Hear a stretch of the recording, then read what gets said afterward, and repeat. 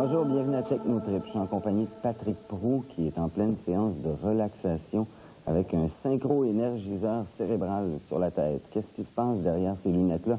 C'est ce qu'on va aller voir tout de suite avec le propriétaire de la boutique Neurozone, M. Alain Lessard. Ouais. Bonjour, Alain. Alors, Alain, synchro-énergiseur cérébral, qu'est-ce que c'est, ça?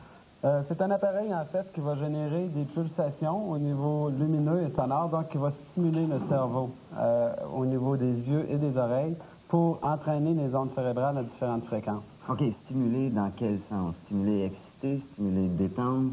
Un peu tout ça, c'est que l'appareil va générer des fréquences de 0,5 à 25 Hz, donc de une demi à 25 impulsions par seconde. Et qu'est-ce que ça veut dire, ça? Ces fréquences-là correspondent à quoi? Ces fréquences-là correspondent aux ondes qui sont naturellement émises par le cerveau, dépendant de nos états de conscience. Donc, le bêta, c'est comme toi puis moi en ce moment, on est éveillé. L'alpha, c'est lorsqu'on ferme les yeux et on relaxe. Le theta, c'est les états de rêve, c'est le sommeil paradoxal. Et le delta, c'est le sommeil profond. Donc, c'est toutes des fréquences qui ont été étudiées à partir des électroencéphalogrammes. Et c'est ces impulsions-là qu'on va générer au niveau de l'appareil.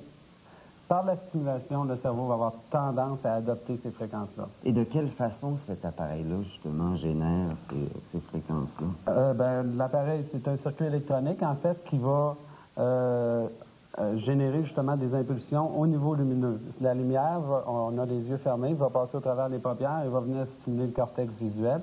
Le son va faire la même chose au niveau du cortex auditif. On va regarder tout de suite ce que ça donne à l'écran quand on met ces lunettes-là sur notre nez. Est-ce qu'on peut le voir? Oui, ça s'en vient. Et voilà. Dans l'espace. Donc, c'est ce qu'on voit, mais c'est ce qu'on voit pas, en fait, parce qu'on a les paupières. C'est ça, on a les yeux fermés, mais la lumière va quand même passer au niveau des paupières. Et dépendant de la vitesse ou la fréquence des impulsions, dépendant de l'intensité lumineuse et du type de stimulation, on va voir différents patterns de couleurs, de formes, etc. Et je vais demander à notre ami Patrick, qu'est-ce que tu vois, mon cher Patrick, en ce moment? Je vois de la lumière au bout du tunnel. C'est un train. Comment tu te sens derrière ça? Je me sens très pas là, tu sais. C'est vrai? Ouais. On décolle avec ça, véritablement? Oui, véritablement, c'est l'objectif de la chose. C'est vraiment... l'appareil a été développé à l'origine pour la gestion du stress. Évidemment, aujourd'hui, ça a trouvé plusieurs applications au niveau de la créativité, de l'hypnose, de la stimulation. En fait, il y a plein de gens qui l'utilisent pour plein de différentes raisons. Mais du point de vue médical, là, je veux pas critiquer ça, mais est-ce que c'est accepté? Est-ce qu'il y a des médecins qui s'en servent? En ce moment, c'est pas accepté par ce qu'on appelle Santé et Bien-être Social Canada, sauf qu'il y a beaucoup de recherches qui se font actuellement.